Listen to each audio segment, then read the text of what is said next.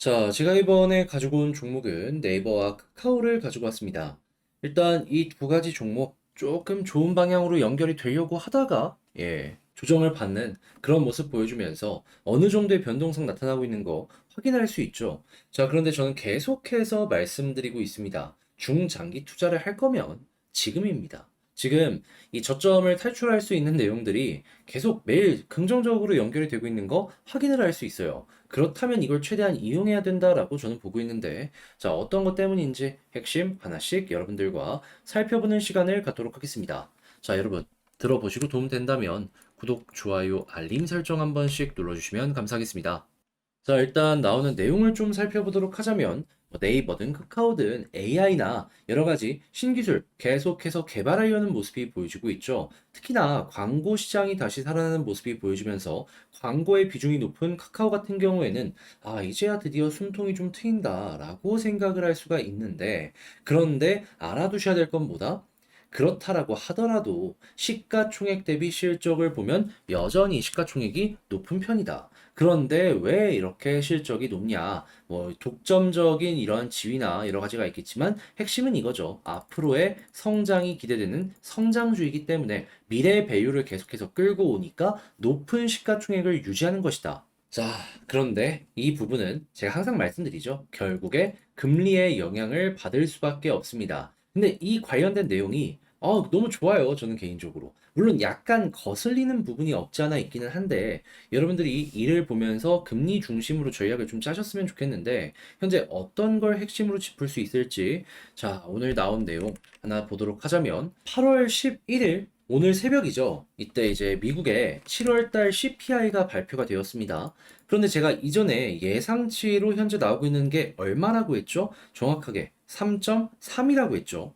그런데 긍정적으로 이번에 이 3.3보다 약간 낮은 3.2%가 CPI로 나오게 되었습니다. 그리고 변동성이 큰 에너지와 음식료를 제외한 근원 CPI도 원래 예상치가 4.8이었는데 와 이것도 꺾였네 라는 거는 어떻게 보면 임금이나 다양한 부분에서 지금 긍정적인 흐름이 하나씩 만들어지고 있다라고 생각을 할 수가 있는 겁니다. 그러면 목표치 2%와는 한참 멀게 떨어지고 있다라고 생각을 할 수 있겠지만 이런 내용이 나오는 것만으로도 일단 금리 인하까지는 시간이 걸린다라고 하더라도 금리 인상은 멈출 가능성이 높겠죠. 그럼 이 부분만으로 현재의 위치는 저점일 가능성이 높다라고 생각을 할 수 있는 겁니다. 떨어져 봤자 거기서 거기 그게 핵심이라는 거죠. 왜냐하면 떨어져 봤자 거기서 거기면은 우리는 거기서 차근차근 모아가기만 하면은 어느 순간 우리가 산 위치보다는 빠르게 올라갈 수 있는 그러한 바닥을 얻는다라고 생각을 할 수 있는 것이고 그것도 자체가 우리 입장에선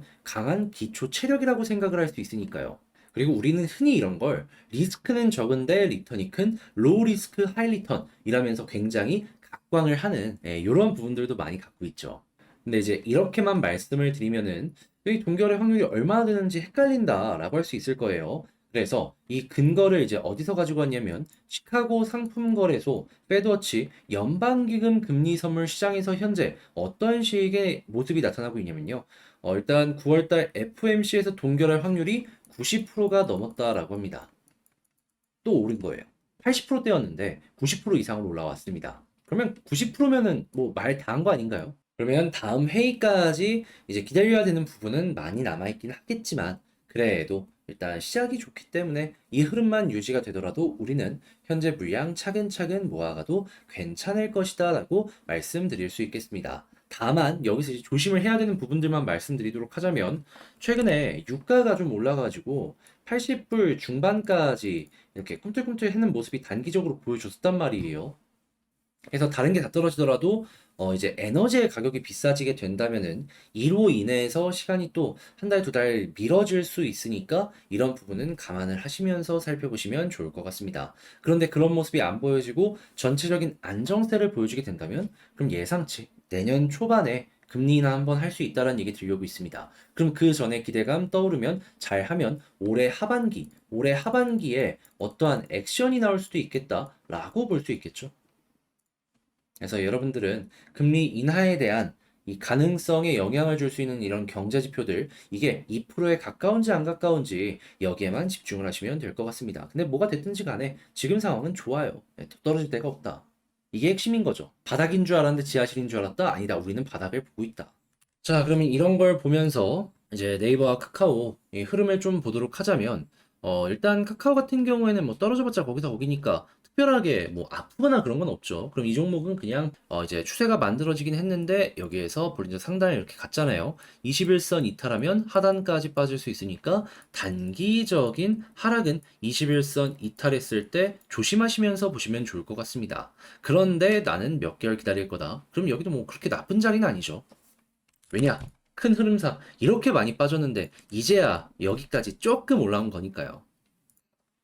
그리고 나서 이제 본격적인 상승을 위해서 네이버는 481선까지 돌파하면 추세가 돈다라고 볼 수 있고, 카카오 같은 경우에는 241선 돌파하면 이렇게 추세가 돈다라고 볼 수 있긴 한데, 근데 이제 저는 개인적으로 여기서부터는 이런 라인을 보는 것도 상당히 좋긴 합니다. 하지만 이 매도하는 타점을 라인 보면서 따는 것보다는 저는 개인적으로 이제 금리 인상의 가능성이 없어진다, 인하에 대한 가능성이 커진다라는 부분을 우리가 접근하고 있는 거잖아요. 그러니까 인하의 끝이 보인다라는 부분, 이걸 목표로 끌고 갔으면 좋겠습니다.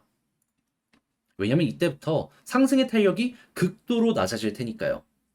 그럼 거기가 고점일 수 있는 거예요. 실제로 이 방식을 이용해서 매매를 하면 어떤 모습을 기대할 수 있냐? 정확하게 21년 말까지 금리 인하 하면서 유지되다가 이제 금리 인상한다라는 이야기가 들려오면서 이렇게 빠졌던 겁니다. 그럼 이때만큼 유동성이 연결되지는 않겠지만 이 당시에도 거의 1년 반을 올라갔단 말이에요. 예, 우리도 이를 이용해서 못해도 인하에 대한 이야기가 나오기 시작하면 최소 6개월에서 1년은 이 큰 사이클을 한번 먹기 위해서 준비를 해보면 어떨까? 이거는 네이버, 카카오 동시라고 보시면 되고요. 그리고 이런 부분은 삼성전자나 아니면 바이오에까지 다 같은 영향을 주기 때문에 제가 말씀드리는 걸 그냥 카카오랑 네이버 여기 한정해서 보지 말고 성장주라면 다 같이 써먹는 그런 방식을 취하셨으면 좋겠습니다. 자, 그러면 지금 말씀드린 걸 가지고 총정리 한번 해보는 시간을 갖도록 하자면, 일단 첫 번째 같은 경우에는 역시나 나오는 뉴스를 봤을 때 뭐 약간 걸리는 부분은 없지 않아 있긴 하지만 그래도 CPI가 가장 중요하다. 그런데 이거 나름 긍정적으로 나왔다. 그러면 동결 가능성 높으면 현재 위치가 저점일 수 있으니까 지지라인 신경 쓰지 말고 편안하게 보도록 하자. 다만 네이버는 21선 기억하시고요. 그리고 이제 그 다음 같은 경우에는 수급을 안 받네요. 수급 같은 경우에는 이 두 종목 이제 매수가 많이 쌓여 있잖아요. 여기서 이제 외국인 이들의 매수, 기관의 매수가 꾸준하게 연결되는지 이거 보시면 될 것 같고요. 그런 다음에 이제 올라가는 모습이 보여졌을 때는 특정 라인을 보고 목표를 정하는 게 아니라 금리 인하의 끝이 나온다라는 이야기가 들려오게 된다면 여기에서 매도를 하도록 하자. 그렇다는 건 상승도 금리 인하가 시작될 수 있을 것이다라는 얘기가 들려오게 된다면 거기부터 올라갈 수 있을 것이다라고 기다리면 되겠죠. 그러면 시간의 차이야 조금 있을 수는 있겠지만 큰 틀은 바뀌지 않을 것이기 때문에 이걸 잘 이용하면 여러분들 마음 편안하게 이 두 종목 이외에도 성장주들 보실 수 있을 것 같습니다. 자, 이렇게 해서 이 핵심들 하나씩 다뤄봤는데 어떻게 여러분들께 도움이 되었을지 모르겠습니다. 잘 봤다라고 생각을 하신다면 구독과 좋아요, 알림 설정 한 번씩 부탁을 드리고요. 그리고